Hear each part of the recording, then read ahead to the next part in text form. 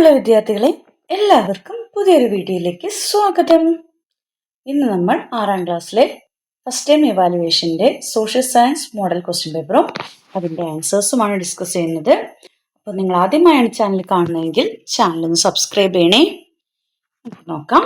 ഇതിൽ 8 ആക്ടിവിറ്റീസ് ആണ് നൽകിയിരിക്കുന്നത്. Out of 8 activities answers must be return for 6 activities. നിങ്ങൾ 6 ആക്ടിവിറ്റീസ് ചെയ്താൽ മതി. നമുക്ക് 8 ആക്ടിവിറ്റീസും ഒന്ന് നോക്കാം. First activity 1. Question number 1. What are the main sources that help us to know about the history of early human? നമുക്ക് ഏർലി ഹ്യൂമൻസിനെ കുറിച്ച്, അതായത് പ്രാചീന മനുഷ്യരെക്കുറിച്ചുള്ള ഹിസ്റ്ററിയെക്കുറിച്ച്, ചരിത്രത്തെക്കുറിച്ച് അറിവുകൾ ലഭിക്കുന്ന സോഴ്സ്, മെയിൻ സോഴ്സസ് ഏതാണ് എന്നാണ് ചോദിച്ചിരിക്കുന്നത്. Historical books, antiques, human fossils, monuments. ഏതാണ്? Human fossils. ഹ്യൂമൻ ഫോസിൽസ് ആണ് main source of that help us to know about the history of early human. Second question. What was the Charles Darwin's view on human evolution? Human എവല്യൂഷനെ കുറിച്ച് Charles ഡാർവിനുള്ള view എന്താണെന്നാണ് ചോദിച്ചിരിക്കുന്നത്. Charles Darwin put forward a scientific view on the origin of human beings. He stated that humans have originated through organic changes that have took place over a long period of time. He named this process as evolution. He presented the theory of human evolution in his book on the origin of species, published in 1859. അദ്ദേഹം എന്താണ് പറഞ്ഞത്? Charles Darwin എന്താണ് മനുഷ്യരുടെ ഉത്ഭവത്തെക്കുറിച്ച് ഒരു scientific view, ഒരു scientific വശം എന്ത് ചെയ്തു? അദ്ദേഹം അവതരിപ്പിച്ചു. അദ്ദേഹം പറയുന്നത്, ഈ stated that humans have originated through organic changes that have took place over A long period of time. അദ്ദേഹം പറയുന്നത് മനുഷ്യർ ഒരുപാട് കാലമായിട്ട് സംഭവിച്ച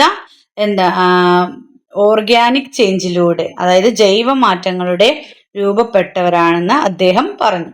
അപ്പൊ മനുഷ്യർ എന്ന് പറഞ്ഞാൽ ഒരുപാട് കാലമായിട്ട് സംഭവിച്ച ഓർഗാനിക് ചേഞ്ചസിലൂടെ രൂപപ്പെട്ടവരാണെന്നാണ് അദ്ദേഹം പറഞ്ഞത്. He named this process as evolution. ഇദ്ദേഹം ഈ പ്രോസസ്സിനെ എന്തെന്നാണ് വിളിക്കുന്നത്? എവല്യൂഷൻ എന്നാണ് വിളിക്കുന്നത്. എവല്യൂഷൻ എന്നാണ് വിളിക്കുന്നത്. He presented theory of human evolution in his book on the origin of species, published in 1859. അദ്ദേഹം എന്ത് ചെയ്തു? മനുഷ്യരുടെ പരിണാമ സിദ്ധാന്തം എന്ന തന്റെ on the origin of species എന്ന പുസ്തകത്തിൽ അവതരിപ്പിച്ചു. ഇത് 1859 പബ്ലിഷ് ചെയ്യപ്പെട്ടത്. മനുഷ്യരുടെ പരിണാമ സിദ്ധാന്തം അദ്ദേഹം തന്റെ ബുക്കായിട്ട് ഹ്യൂമൻ എവല്യൂഷൻ എന്നതിനെ കുറിച്ച് അദ്ദേഹം തന്റെ ബുക്കായ on the origin of species എന്ന പുസ്തകത്തിലാണ് പറഞ്ഞിട്ടുള്ളത്. ഇത് 1859 പബ്ലിഷ് ചെയ്യപ്പെടുന്നത്. അല്ലെങ്കിൽ ഓർ ക്വസ്റ്റ്യൻ, രണ്ടാമത്തെ activity. Question 1. Which category does the human species we belong to? ഏത് കാറ്റഗറിയിലാണ് മനുഷ്യൻ, ഹ്യൂമൻ സ്പീഷീസ് പെടുന്നതെന്നാണ് ചോദിച്ചിരിക്കുന്നത്. Homo sapiens, primates, hominids, hominoids. ഏതിലാണ്? ഹോമോസാപ്പിയൻസ്. ഹ്യൂമൻ സ്പീഷീസ് ഏതിലാണ് വരുന്നത്? ഏത് കാറ്റഗറിയിലാണ്? ഹോമോസാപ്പിയൻസ്. ഫസ്റ്റ് ആൻസർ ആണ് കറക്റ്റ്. രണ്ടാമത്തെ question. Complete the table given below regarding the different stages of human evolution and their characteristics. താഴൊരു ടേബിൾ നൽകിയിട്ടുണ്ട്. അതിലൊന്നില് സ്റ്റേജസ് ഓഫ് ഹ്യൂമൻ എവല്യൂഷൻ ആണ്, രണ്ടാമത്തേതില് അതിന്റെ ക്യാരക്ടറിസ്റ്റിക്സ് ആണ്. അപ്പോൾ ഇതെങ്ങനെയാണ് ഫില്ല് ചെയ്യണമെന്ന് നമുക്ക് നോക്കാം. A group of mammals. Group of മാമൽസിന് നമ്മൾ എന്താ പറയുന്നത്? പ്രൈമേറ്റ്സ്. എന്താണ്? പ്രൈമേറ്റ്സ്. പ്രൈമേറ്റ്സ് എന്നാണ് പറയുന്നത്. Primates a category of mammals, അല്ലെങ്കിൽ എ ഗ്രൂപ്പ് ഓഫ് മാമൽസ്. അടുത്ത് ഹോമിനോയിഡ്സ്. ഹോമിനോയിഡ്സ് എന്താണ്? Walked on 4 legs. 4 കാലിൽ നടക്കുന്നതിനെയാണ് നമ്മൾ എന്തെന്ന് പറയുന്നത്? ഹോമിനോയിഡ്സ് എന്ന് പറയുന്നത്. അപ്പൊ ഹോമിനിഡ്സ് എന്താണ്? Walked on 2 legs. അത് അതിൽ തന്നിട്ടുണ്ട്. അടുത്തത് ടൂൾ മേക്കേഴ്സ്. ടൂൾ മേക്കേഴ്സ് ആരാണ്? Homo habilis. ഹോമോ ഹാബിലിസ് ആണ് ടൂൾ മേക്കേഴ്സ്. അടുത്തത് ഏതാണ്? Homo erectus. ഏതാണ്? Upright humans. നിവർന്ന് നിൽക്കുന്ന മനുഷ്യരാണ് ഹ്യൂമോ ഇറക്ടസ്, അപ്രൈറ്റ് ഹ്യൂമൻസ്. അടുത്തത് ഹോമോസാപ്പിയൻസ് തന്നിട്ടുണ്ട്. വൈസ് തിങ്കിങ് മാൻ, ചിന്താശേഷിയുള്ള മനുഷ്യരായിട്ട് മാറും. Homo sapiens wise thinking man. അപ്പോൾ നിങ്ങൾ stages of human evolution, primates, hominids, Homo habilis, Homo erectus, Homo sapiens, ഈ ഭാഗം ഒന്ന് നന്നായി കവർ ചെയ്യണം. അടുത്തത് ആക്ടിവിറ്റി 3 ആണ്. Which was the first metal used by human? മനുഷ്യൻ ആദ്യമായിട്ട് യൂസ് ചെയ്ത മെറ്റൽ ഏതാണ്? Iron, copper, aluminium, bronze. ഏതാണ്? കോപ്പർ ആണ് മനുഷ്യൻ ഫസ്റ്റ് ആയിട്ട് യൂസ് ചെയ്ത മെറ്റൽ എന്ന് പറയുന്നത്. ഓപ്ഷൻ ബി ആണ് കറക്റ്റ് ഉത്തരം. രണ്ടാമത്തെ question, identify the river valleys where bronze age civilisation developed and complete the table. താഴെ കുറച്ച് സിവിലൈസേഷൻസും തന്നിട്ടുണ്ട്, അതുമായി ബന്ധപ്പെട്ട റിവേഴ്സും ആണ് ചോദിച്ചിരിക്കുന്നത്. അപ്പോൾ civilizations, Mesopotamian civilization, Egyptian civilization, Harappan, Chinese. ഇത്രയാണ് തന്നിരിക്കുന്നത്. റിവേഴ്സ് നമ്മളോട് ചോദിച്ചിട്ടുണ്ട്. മെസോപ്പൊട്ടോമിയൻ, യൂഫ്രട്ടീസ്, ടൈഗ്രീസ് ആണ്. മെസോപ്പൊട്ടോമിയൻ ഇതുമായിട്ട് ബന്ധപ്പെട്ടത് റിവേഴ്സ് ഏതൊക്കെയാണ്? യൂഫ്രട്ടീസ്, ടൈഗ്രീസ് ആണ്. ഈജിപ്ഷ്യനുമായി ബന്ധപ്പെട്ടത് ഏതാണ്? നൈൽ റിവർ ആണ്, നൈൽ നദിയാണ്. ഹാരപ്പൻ ഇൻഡസ് നദിയാണ്. Next Chinese Hwang Ho. ഇത്രയാണ്. അപ്പം ഓരോ civilizations, Mesopotamian, Egyptian, Harappan, Chinese civilization, ഈ സിവിലൈസേഷൻസും നമ്മൾ നന്നായി നോക്കുക. Next question 3, why did bronze age civilization develop in river valleys? എങ്ങനെയാണ് ബ്രോൺസ് ഏജ് സിവിലൈസേഷൻസ് റിവർ വാലീസിൽ, നദീതടങ്ങളിൽ വികസിച്ചത് എന്നാണ്, ഡെവലപ്പ് ചെയ്തത് എന്നാണ് ക്വസ്റ്റ്യൻ. ആൻസർ എങ്ങനെയാണ്? Vast river valleys were formed by the accumulation of fertile alluvial soil brought down by rivers. എങ്ങനെയാണ്? വലിയ നദീതടങ്ങള്, നദികളിൽ കൊണ്ടുവരുന്ന എന്താണ്, ഒരുപാട് അലൂവിയൽ മണ്ണൊക്കെ അടിഞ്ഞുകൂടി രൂപപ്പെട്ടവയാണ്. അപ്പോൾ വലിയ നദീതടങ്ങൾ എന്ന് പറഞ്ഞാൽ ഈ നദികളിലൂടെ ഒഴുകി വരുന്ന അലൂവിയൽ സോയിൽസ് ഒക്കെ അടിഞ്ഞുകൂടി രൂപപ്പെടുന്നതാണ് എന്തെന്ന് പറയുന്നത്, ഈ റിവർ വാലീസ് എന്ന് പറയുന്നത്. These flat riverine plains are most suitable for agriculture. ഇങ്ങനെ രൂപപ്പെടുന്ന ഈ മണ്ണ് എന്ന് പറയുന്നത്, ഈ സമതല നദീതടങ്ങൾ എന്താണ്, കൃഷിക്ക് ഏറ്റവും അനുയോജ്യമാണ് എന്നാണ് പറയുന്നത്. Factors such as fertile soil, water and favourable climate all necessary four agriculture. അതായത് എന്താണ്, ഫെർട്ടൈൽ ആയിട്ടുള്ള സോയിൽ അല്ലേ, നല്ല ഫലഭൂയിഷ്ടമായ മണ്ണ്, വാട്ടർ, ഫേവറബിൾ ക്ലൈമറ്റ്, അനുകൂലമായ കാലാവസ്ഥയൊക്കെ എന്തിന് അത്യാവശ്യമാണ്? അഗ്രികൾച്ചറിന് വളരെ അത്യാവശ്യമാണ്. ഇതൊക്കെ എവിടെ പ്രസന്റ് ആണ്? Are present in river valleys. നദീതടങ്ങളിൽ ഇതെല്ലാം പ്രസന്റ് ആണ്. People start agriculture in these plains and settled in communities in the river valleys to protect their crops. അപ്പോൾ പീപ്പിൾസ് പതുക്കെ അവിടെ എന്ത് ചെയ്യാൻ തുടങ്ങി? കൃഷി ആരംഭിക്കാൻ തുടങ്ങി. അവിടെ അതുപോലെ സെറ്റിൽ ആവാൻ തുടങ്ങി. എന്തിനു വേണ്ടിയിട്ട്? അവർ കൃഷി ചെയ്ത ക്രോപ്സിനൊക്കെ അവർ പ്രൊട്ടക്ട് ചെയ്യാൻ വേണ്ടിയിട്ട് അവരവിടെ തന്നെ സെറ്റിലായി താമസിക്കാൻ തുടങ്ങി. This is how civilizations developed in river valleys. ഇങ്ങനെയാണ് എന്ത് ചെയ്തത്? റിവർ വാലീസിൽ ഓരോ സിവിലൈസേഷൻസും രൂപപ്പെട്ട് വന്നത്. Next activity 4, what is meant by polis? എന്താണ് പോളിസ് എന്ന് പറയുന്നത്? City state, cultural centres, educational centres, military training centres. Option A city സ്റ്റേറ്റ്സിനാണ് പോളിസ് എന്ന് അറിയപ്പെടുന്നത്. Next question, there was no uniform administrative system in ancient Greece. What was the reason? എന്താണ്? Ancient ഗ്രീസിൽ ഒരേപോലെയുള്ള administrative system ആയിരുന്നില്ല. There was no uniform administrative system in ancient Greek. What was the reason? എന്തായിരുന്നു reason എന്നാണ് ചോദിച്ചിരിക്കുന്നത്. Ancient ഗ്രീസിൽ uniform ആയിട്ടുള്ള administrative system ആയിരുന്നില്ല. റീസൺ എന്താണെന്നാണ് ചോദിച്ചിരിക്കുന്നത്. എന്താണ് നമുക്ക് നോക്കാം. Seas or high mountains separated the city-states in ancient Greece from each other. Therefore, each city-state was isolated. For this reason, there was no uniform administrative system in ancient Greece. എന്താണ്? പ്രാചീന ഗ്രീസിൽ എന്താണ്? Uniform ആയിട്ടുള്ള ഒരു administration system, അതായത് ഭരണ സംവിധാനം ഉണ്ടായിരുന്നില്ല. കാരണം എന്താണ്? നമ്മുടെ കടലുകളും ഒരുപാട് ഉയർന്ന എന്താണ് മൗണ്ടെയിൻസും, സീ ഓർ ഹൈ മൗണ്ടെയിൻസ് എന്ത് ചെയ്യുന്നുണ്ടായിരുന്നു? ഈ സിറ്റി സ്റ്റേറ്റിനെ എന്ത് ചെയ്യുന്നു? സെപ്പറേറ്റ് ചെയ്യുന്നുണ്ടായിരുന്നു. അതിനാൽ എന്താണ്? ഓരോ സിറ്റി സ്റ്റേറ്റും ഒറ്റപ്പെട്ടിട്ടിരിക്കുന്ന നിലയിലായിരുന്നു. അതുകൊണ്ടാണ് എന്ത് ചെയ്തത്? ആൻഷ്യൻ ഗ്രീസിൽ, അതായത് പ്രാചീന ഗ്രീസിൽ യൂണിഫോം അഡ്മിനിസ്ട്രേറ്റീവ് സിസ്റ്റം ഉണ്ടാവാത്തത്. അപ്പോൾ സീസും ഹൈ മൗണ്ടെയിൻസും ഈ സിറ്റി സ്റ്റേറ്റിനെ സെപ്പറേറ്റ് ചെയ്യപ്പെട്ടിരുന്നു. അതുകൊണ്ടാണ് അങ്ങനെ സംഭവിച്ചത്. എല്ലായിടത്തും അതുകൊണ്ട് ഒരേ അഡ്മിനിസ്ട്രേറ്റീവ് സിസ്റ്റം ആയിരുന്നില്ല ഉണ്ടായിരുന്നത്. Next question, Athens and Sparta were the main city state in Greece. ഏതൻസും സ്പാർട്ടയായിരുന്നു ഗ്രീസിലെ മെയിൻ സിറ്റി സ്റ്റേറ്റ്സ് എന്ന് പറയുന്നത്. How were these city states different in their administrative methods. How were the city states different their administrative methods. അതായത് ഇവരുടെ രണ്ടുപേരുടെയും administrative methods എങ്ങനെയാണ് difference ആയിക്കണമെന്ന് നമുക്ക് നോക്കാം. എങ്ങനെയാണെന്ന് നോക്കാം. All male citizens with the Athens citizenship had participation in election rulers and lawmaking. എന്താണ്, ഏതൻസിലെ എല്ലാ പുരുഷന്മാരും എന്ത് ചെയ്യണം, അവർ എല്ലാ മെയിൻ സിറ്റിസൺസും ഭരണാധികാരികളെ തിരഞ്ഞെടുക്കുന്നതിലും അല്ലേ, നമ്മുടെ റൂളേഴ്സിനെ തിരഞ്ഞെടുക്കുന്നതിലും അതുപോലെ ലോ മേക്കിങ്ങിലും പങ്കാളിത്തം ഉണ്ടായിരുന്നു. അതുപോലെ woman, slaves, foreigners etcetera did not have citizenship. അതുപോലെ നേരെ തിരിച്ചും എന്താണ്, സ്ത്രീകൾക്കും പിന്നെ അടിമകൾക്കും പിന്നെ അതുപോലെ തന്നെ ഫോറിനേഴ്സിനൊന്നും അവിടെ എന്തുണ്ടായിരുന്നില്ല, സിറ്റിസൺഷിപ്പ് ഉണ്ടായിരുന്നില്ല. Education emphasise art and culture and boys are 2 years of compulsory military service. അതുപോലെ തന്നെ വിദ്യാഭ്യാസത്തിൽ അവർ ആർട്ടിനും കൾച്ചറിനുമാണ് എന്ത് ഇമ്പോർട്ടൻസ് നൽകിയിരുന്നത്. അതുപോലെ തന്നെ ആൺകുട്ടികൾക്ക് നിർബന്ധമായിട്ടും എന്ത് ചെയ്യണം, 2 വർഷം മിലിറ്ററി സർവീസ് നടത്തണം, അതായത് സൈനിക സേവനം നടത്തണമായിരുന്നു. However Sparta had an aristocratic rule. എന്നാൽ സ്പാർട്ടയിൽ ഉണ്ടായിരുന്നത് അരിസ്റ്റോക്രാറ്റിക് റൂളാണ്. The education system here prioritized traditional values and military training.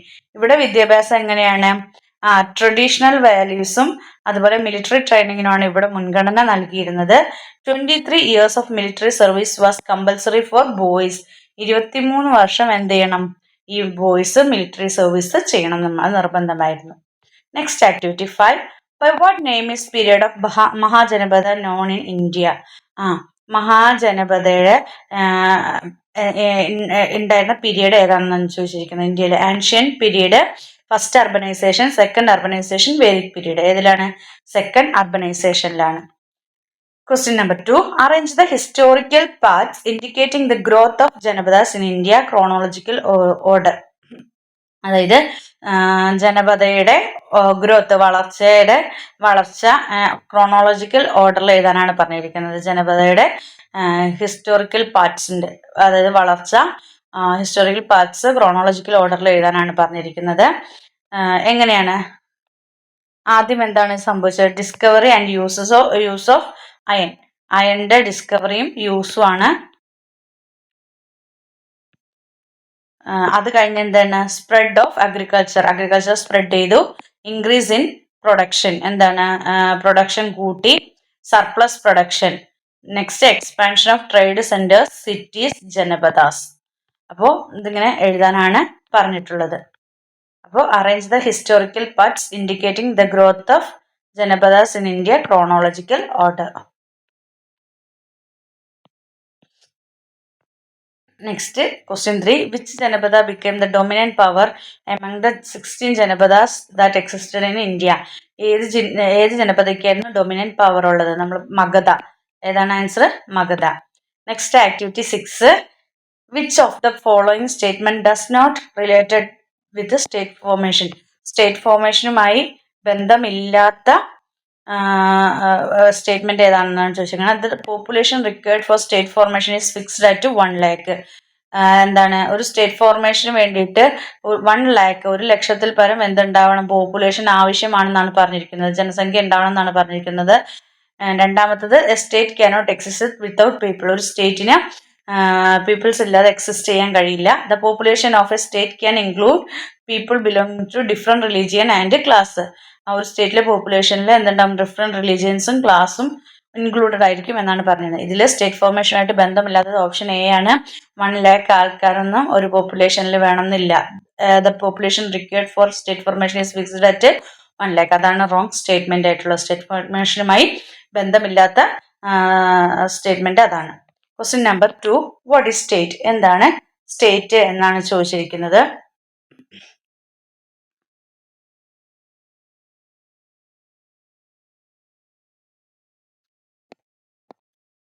A state is the highest socio political institution formed by the people. എന്താണ് ഒരു സ്റ്റേറ്റ് എന്ന് പറഞ്ഞാൽ ജനങ്ങൾ രൂപീകരിച്ച ഏറ്റവും ഉയർന്ന സോഷ്യോ പൊളിറ്റിക്കൽ ഇൻസ്റ്റിറ്റ്യൂഷൻ ആണ് എന്തെന്ന് പറയുന്നത്, സ്റ്റേറ്റ് എന്ന് പറയുന്നത്. A state is a group of people who reside permanently in a definite territory and are governed by a sovereign government.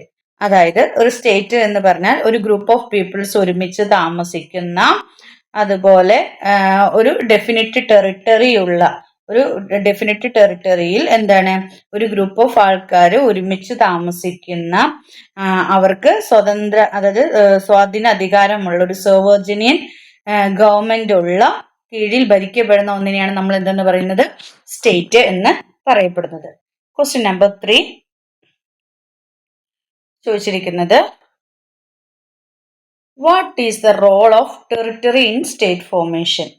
ഈ ടെറിട്ടറി ഒരു സ്റ്റേറ്റ് ഫോർമേഷനിൽ എന്ത് റോളാണ് വഹിക്കുന്നത്, എങ്ങനെയാണ് റോള് വഹിക്കുന്നത് എന്നാണ് ചോദിച്ചിരിക്കുന്നത്.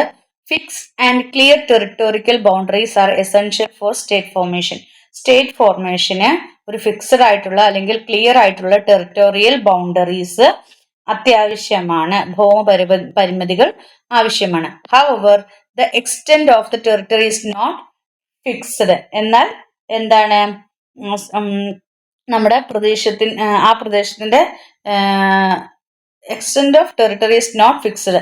ടെറിട്ടറിയുടെ എക്സ്റ്റെന്റ് എന്ത് ചെയ്തിട്ടില്ല, ഫിക്സ് ചെയ്തിട്ടില്ല. ടെറിട്ടറി എവിടെ വരെ വേണം എന്നുള്ളതൊന്നും ഫിക്സ് ചെയ്തിട്ടില്ല, സ്ഥിരമായതല്ല. The size of the territory is not a factor in state formation. ടെറിട്ടറിയുടെ സൈസ് ഒന്നും സ്റ്റേറ്റ് ഫോർമേഷന്റെ ഫാക്ടർ അല്ല. The land, water, air and coastal areas of a state are included within its boundaries.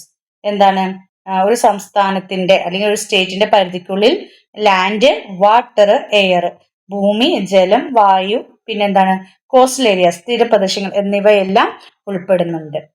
അല്ലെങ്കിൽ activity 7, which of the following government actions is related to sovereignty of the country? എന്താണ് ഒരു കൺട്രിയുടെ സോവജിനിറ്റിയുമായി relate ചെയ്തിട്ടുള്ള which of the following government actions in the related to sovereignty of the country? അതായത് ഒരു രാജ്യത്തിന്റെ സോവർജിനിറ്റിയുമായി ബന്ധപ്പെട്ട സർക്കാർ അതല്ലെങ്കിൽ ഗവൺമെന്റ് ആക്ഷൻസ് ഏതാണെന്നാണ് ചോദിച്ചിരിക്കുന്നത്. ട്രോളിംഗ് ബാൻ, അതായത് free ration sanctioned for fishermen. അതായത് ട്രോളിംഗ് നിരോധനം എന്ന് പറഞ്ഞാൽ എന്താണ്, നമ്മുടെ മത്സ്യത്തൊഴിലാളികൾക്ക് സൗജന്യ റേഷൻ അനുവദിക്കുന്നത്.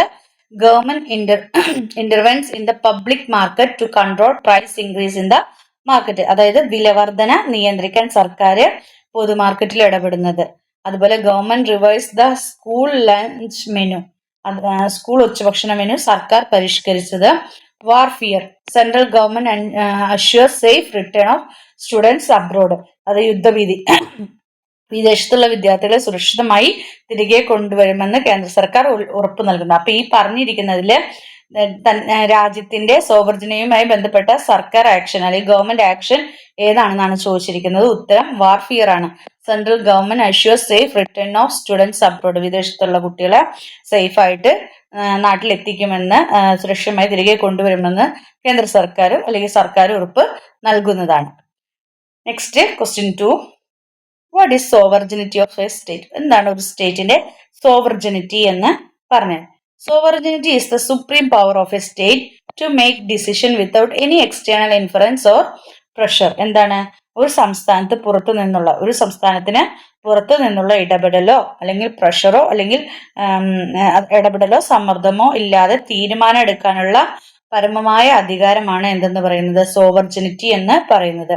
ഇപ്പൊ sovereignty is a supreme power of state. സ്റ്റേറ്റിന്റെ ഒരു സുപ്രീം പവർ ആണ് ഡിസിഷൻസ് എടുക്കാനും എന്തിനുമുള്ള, അതായത് ഒരു പുറത്തുനിന്നുള്ള ഒരു എക്സ്റ്റേണൽ ഇന്റർഫറൻസ് ഇല്ലാതെ അല്ലെങ്കിൽ പ്രഷർ ഇല്ലാതെ ഒരു ഡിസിഷൻ എടുക്കാനുള്ള സ്റ്റേറ്റിനുള്ള സുപ്രീം പവറിനെയാണ് എന്തെന്ന് പറയുന്നത്, സോവർജിനിറ്റി എന്ന് പറയുന്നത്. Question number 3, what are the characteristics of sovereignty? എന്തൊക്കെയാണ് സോവർജിനിറ്റിയുടെ ക്യാരക്ടറിസ്റ്റിക്സ് എന്നാണ് ചോദിച്ചിരിക്കുന്നത്. Sovereignty is a power exclusive to state. എന്താണ് സോവർജിനിറ്റി എന്ന് പറഞ്ഞാൽ എന്താണ്? സോവർജിനിറ്റി എന്ന് പറഞ്ഞാൽ സംസ്ഥാനത്തിനുള്ള ഒരു പ്രത്യേക അവകാശമാണ് എന്തെന്ന് പറയുന്നത്, അധികാരമാണ് എന്തെന്ന് പറയുന്നത്, സോവർജിനിറ്റി. ഒരു പ്രത്യേക പവറാണ് എന്തെന്ന് പറയുന്നത് സോവർജിനിറ്റി എന്ന് പറയുന്നത്. Making laws and thinking taking political decision are part of sovereignty. Laws നിർമ്മിക്കാൻ അല്ലെ, നിയമങ്ങൾ നിർമ്മിക്കാനും അതുപോലെ പൊളിറ്റിക്കൽ ഡിസിഷൻ എടുക്കാനും പൊളിറ്റിക്കൽ ഡിസിഷൻ എടുക്കുക എന്നൊക്കെ പറയുന്നത് ഈ സോവർജിനിറ്റിയുടെ ഭാഗമാണ്. The state exercise and protects its sovereignty through the government. അപ്പൊ സർക്കാർ വഴിയാണ് എന്ത് ചെയ്യുന്നത്, അല്ലെങ്കിൽ ഈ ഗവൺമെന്റ് വഴിയാണ് എന്ത് ചെയ്യുന്നത്, നമ്മുടെ സംസ്ഥാനം തന്റെ സോവർജിനിറ്റി പ്രയോഗിക്കുകയും സംരക്ഷിക്കുകയും ചെയ്യുന്നത്. Without sovereignty a state cannot exist. സോവർജിനിറ്റി ഇല്ലാതെ ഒരു സ്റ്റേറ്റിന് എക്സിസ്റ്റ് ചെയ്യാനായിട്ട് സാധിക്കില്ല, നിലനിൽക്കാനായിട്ട് സാധിക്കില്ല. Next question, what is a special shape of earth called? എർത്തിന്റെ സ്പെഷ്യൽ ഷേപ്പിനെ വിളിക്കുന്ന പേരെന്താണ്? Geoid, circle, sphere, ellipsoid. ഏതാണ്? ജിയോയിഡിനാണ് പറയുന്നത്. എർത്തിന്റെ സ്പെഷ്യൽ ഷേപ്പിനെ വിളിക്കുന്ന പേരാണ് ജിയോയിഡ് എന്നുള്ളത്. What are the characteristics of lines of latitude? എന്താണ് ലാറ്റിറ്റ്യൂഡിന്റെ ക്യാരക്ടറിസ്റ്റിക്സ്? ലൈൻസ് ഓഫ് ലാറ്റിറ്റ്യൂഡിന്റെ ക്യാരക്ടേഴ്സ് എന്നാണ് ചോദിച്ചിരിക്കുന്നത്. Lines of latitudes are imaginary lines drawn by connecting points that are at the same angular distance on either side of the equator based on the earth center. എന്താണ്?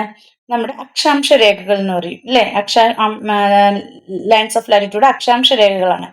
അപ്പോൾ ഈ lines ഭൂമിയുടെ centre, എർത്തിന്റെ centre അടിസ്ഥാനമാക്കി angular distance, എന്താണ്, സമദൂരമുള്ള ബിന്ദുക്കളെ തമ്മിൽ ബന്ധിപ്പിക്കുന്ന ഒരു imaginary ലൈനാണ്. The 0 degree latitude line is the largest and is known as the equator. അതായത് 0 ഡിഗ്രി ലാറ്റിറ്റ്യൂഡാണ് ഏറ്റവും വലുത്. അതിനെ നമ്മൾ ഇക്വേറ്റർ എന്ന് വിളിക്കുന്നു.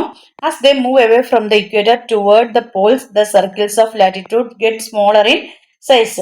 ആ സെന്ററിൽ നിന്ന്, അതായത് ദേ മൂവ് അവേ ഇക്വേറ്ററിൽ നിന്ന് അത് അതിന്റെ പോൾസിലേക്ക് മാറുമ്പോൾ, അതായത് ധ്രുവങ്ങളിലേക്ക് നീങ്ങുമ്പോൾ ഈ ലാറ്റിറ്റ്യൂഡ്സ് ചെറുതായിട്ട് വലിപ്പം കുറഞ്ഞു വരുന്നു. At the Paul's 90 degree north and 90 degree south lines of latitudes end at the single point. അപ്പൊ 90 ഡിഗ്രി നോർത്തിലും 90 ഡിഗ്രി സൗത്തിലും, അതായത് 90 ഡിഗ്രി വടക്കും 90 ഡിഗ്രി തെക്കും എന്ത് ചെയ്യും, ലാറ്റിറ്റ്യൂഡ്സിൽ ഈ രേഖകൾ ഒരു ഒറ്റ സിംഗിൾ പോയിന്റിൽ അവസാനിക്കും. The latitudes north of the equator are called northern latitudes. അപ്പോ the latitudes north of the equator, അതായത് ഭൂമധ്യരേഖക്ക് നോർത്തിലായിട്ട്, അതായത് വടക്ക് ഭാഗത്തുള്ളവയെ എന്തെന്ന് വിളിക്കും? നോർത്തേൺ ലാറ്റിറ്റ്യൂഡ്സ് എന്നും. And those with south are called southern latitudes. തെക്ക് ഭാഗത്തുള്ളവയെ എന്തെന്ന് വിളിക്കും? അല്ലെങ്കിൽ സൗത്ത് ഭാഗത്തുള്ളവയെ സൗത്തേൺ ലാറ്റിറ്റ്യൂഡ്സ് എന്നും വിളിക്കും. Next question number 3.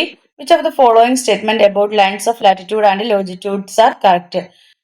ലാറ്റിറ്റ്യൂഡ്സിനെയും ലോഞ്ചിറ്റ്യൂഡിനെയും കുറിച്ച് പറയുന്നതിൽ താഴെ പറഞ്ഞിരിക്കുന്നതിൽ കറക്റ്റ് സ്റ്റേറ്റ്മെന്റ് ഏതാണെന്നാണ് ചോദിച്ചിരിക്കുന്നത്. All lines of longitude are not the same size. അതായത് എന്താ പറഞ്ഞിരിക്കുന്നത്? All lines of longitudes are no same size. Longitude lines എല്ലാം ഒരേ സൈസ് അല്ല എന്നാണ് പറഞ്ഞിരിക്കുന്നത്. At the poles lines of latitudes end at a single point. പോൾസിൽ എത്തുമ്പോൾ ലൈൻസ് ഓഫ് ലാറ്റിറ്റ്യൂഡ് ഒരു സിംഗിൾ പോയിന്റിൽ എൻഡ് ചെയ്യുമെന്ന് പറയുന്നു. All circles of latitudes are of the same size. 180 degree line of longitude known as the international date line.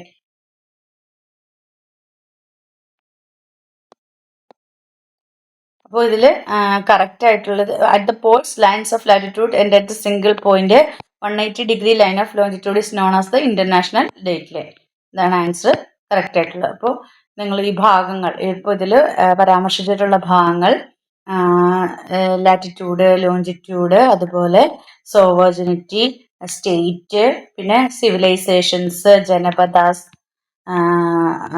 പിന്നെ Athens, ഗ്രീസിൻ്റെയൊക്കെ characteristics, Sparta, city state എന്താണ്, civilisations, rivers, സിവിലൈസേഷനുമായി ബന്ധപ്പെട്ട rivers, human evolution.